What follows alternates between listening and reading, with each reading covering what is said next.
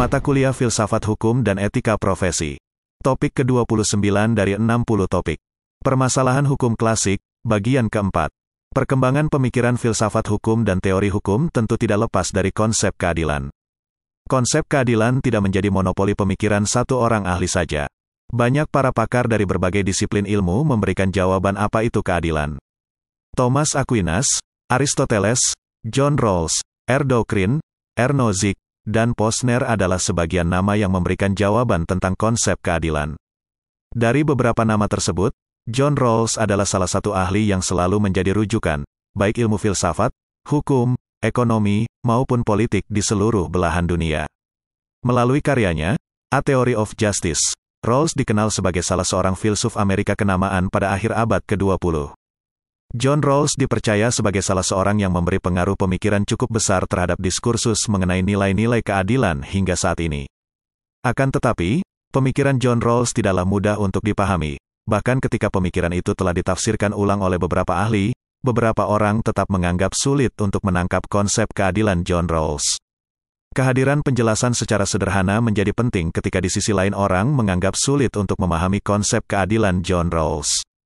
Teori keadilan Rawls dapat disimpulkan memiliki inti sebagai berikut. Pertama, memaksimalkan kemerdekaan. Pembatasan terhadap kemerdekaan ini hanya untuk kepentingan kemerdekaan itu sendiri. Kedua, kesetaraan bagi semua orang, baik kesetaraan dalam kehidupan sosial maupun kesetaraan dalam bentuk pemanfaatan kekayaan alam, atau social goods. Pembatasan dalam hal ini hanya dapat diizinkan apabila ada kemungkinan keuntungan yang lebih besar. Ketiga, kesetaraan kesempatan untuk kejujuran dan penghapusan terhadap ketidaksetaraan berdasarkan kelahiran dan kekayaan. Untuk memberikan jawaban atas hal tersebut, Rawls melahirkan 3 prinsip keadilan yang sering dijadikan rujukan oleh beberapa ahli, yakni prinsip kebebasan yang sama, equal liberty of principle, prinsip perbedaan, differences principle, dan prinsip persamaan kesempatan, equal opportunity principle. Rawls berpendapat, jika terjadi benturan, konflik, equal liberty principle harus diprioritaskan daripada prinsip-prinsip yang lainnya. Equal opportunity principle harus diprioritaskan daripada differences principle. Dari mana 3 prinsip tersebut dilahirkan? Penjelasannya sebagai berikut. Pertama, keadilan adalah kejujuran. Justice is fairness. Masyarakat adalah kumpulan individu yang di satu sisi menginginkan bersatu karena adanya ikatan untuk memenuhi kumpulan individu.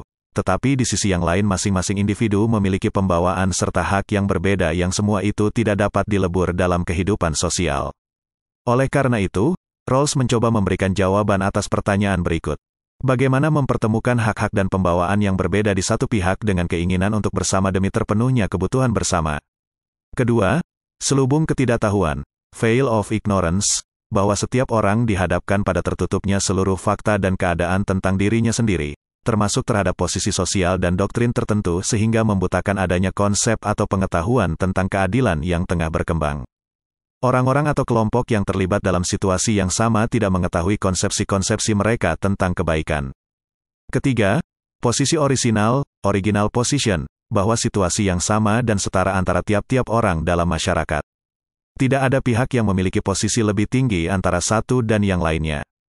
Pada keadaan ini, orang-orang dapat melakukan kesepakatan dengan pihak lainnya secara seimbang. Posisi orisinal, yang bertumpu pada pengertian equilibrium reflektif didasari oleh ciri rasionalitas, rationality, kebebasan, freedom, dan persamaan, equality, guna mengatur struktur dasar masyarakat, basic structure of society. Keempat, prinsip kebebasan yang sama, equal liberty principle, bahwa setiap orang memiliki hak yang sama atas kebebasan-kebebasan dasar yang paling luas dan kompatibel dengan kebebasan-kebebasan sejenis bagi orang lain. Setiap orang mempunyai kebebasan dasar yang sama. Apabila melihat konteks Indonesia, hal itu telah diatur dalam pasal konstitusi. Lihat pasal 28 DUUD tahun 1945.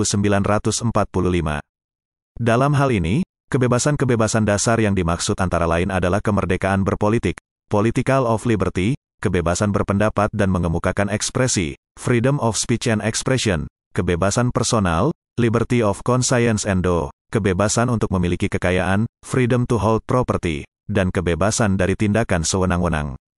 Kelima, prinsip ketidaksamaan, inequality principle, yaitu difference principle, prinsip perbedaan, ketidaksamaan sosial dan ekonomi diatur sedemikian rupa sehingga diperoleh manfaat sebesar-besarnya bagi anggota masyarakat yang paling tidak diuntungkan.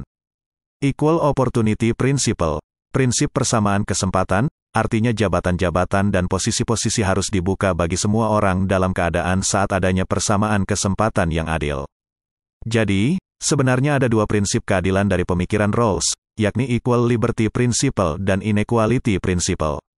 Akan tetapi, Inequality Principle melahirkan dua prinsip keadilan, yakni Difference Principle dan Equal Opportunity Principle, yang akhirnya berjumlah menjadi tiga prinsip yang ketiganya dibangun dari konstruksi pemikiran original position. Selain Rawls, ada juga tokoh lain, yaitu John Stuart Mill yang berusaha mengukur apakah keadilan bersifat sui generis atau sebagai bagian dari kemanfaatan. Dia kemudian menyimpulkan bahwa keadilan bukan prinsip terpisah yang muncul secara independen, melainkan menjadi bagian dari kemanfaatan itu sendiri. John Stuart Mill mengadopsi konsep dasar David Hume yang mempengaruhi pemikirannya. Menurut Hume, keadilan tidak muncul dari sekadar insting asali yang sederhana di dada manusia, melainkan dari kebutuhan akan dukungan masyarakat. Adanya dukungan masyarakat inilah unsur kemanfaatan itu muncul dan menyatu secara bersama-sama dalam makna keadilan. Selanjutnya, keadilan menurut Reinhold Niebuhr adalah istilah multi-aspek yang memiliki karakter paradoks. Ia mendeklarasikan bahwa keadilan adalah keadilan, tidak kurang tidak lebih. Keadilan yang sempurna menunjukkan suatu kondisi persaudaraan, yang di dalamnya tidak terjadi konflik kepentingan. Ia ingin memberikan pesan bahwa keadilan di sini merupakan hal yang sesuai atau pas, dan tidak dapat ditoleransi lagi. Yang akan menentukan ukuran pas tidaknya ini ialah hukum itu sendiri. Kemudian, Thomas Aquinas, seorang rohaniawan gereja Katolik yang lahir di Italia, menyumbangkan pemikiran bahwa keutamaan keadilan adalah bagaimana menentukan hubungan orang dengan orang lain dalam hal iastium, yakni mengenai apa yang sepatutnya bagi orang lain menurut suatu kesamaan proporsional. Aliquot opus ad aequatum alteri secundum aliquem a equalitatis modum. Kemudian, untuk memberikan penjelasan lebih lanjut, Thomas membedakan keadilan menjadi tiga, yaitu keadilan distributif, keadilan tukar-menukar, dan keadilan legal, iastitia distributif, iastitia komutatif, iastitia legalis. Pertama, keadilan distributif menyangkut hal-hal umum, seperti jabatan dan pajak. Hal ini didasarkan pada kesamaan geometris. Kedua, keadilan tukar-menukar menyangkut barang yang ditukar antara pribadi, seperti jual-beli. Ukurannya bersifat aritmetis. Ketiga, keadilan legal, menyangkut keseluruhan hukum sehingga dapat dikatakan bahwa keadilan di atas terkandung dalam keadilan legal ini. Keadilan ini menuntut orang supaya tunduk pada semua undang-undang. Oleh karena itu, undang-undang menyatakan kepentingan umum sehingga menaati undang-undang adalah sama dengan bersikap baik dalam segala hal. Maka itu, keadilan legal disebut juga keadilan umum, iastitia generalis. Namun, pendapat ini kemudian ditentang oleh ahli hukum Jerman, Pevendorf. Pevendorf berpendapat bahwa keadilan dalam arti umum, ius generalis, merupakan suatu keutamaan moral saja. Apabila orang tidak hidup menurut keutamaan itu, tidak ada konsekuensi di bidang hukum. Selain itu, G.W. Leibniz berpandangan bahwa keadilan mempunyai arti yang luas, yakni sikap kebaikan hati terhadap segala sesuatu. Menurutnya, keadilan ialah cinta kasih seorang bijaksana, iastitia est caritas sapientis. Cinta kasih menandakan pengertian praktis dalam segala bidang hidup. Orang adil ialah orang yang dengan bertolak dari kebaikan hatinya mengejar kebahagiaan dan kesempurnaan.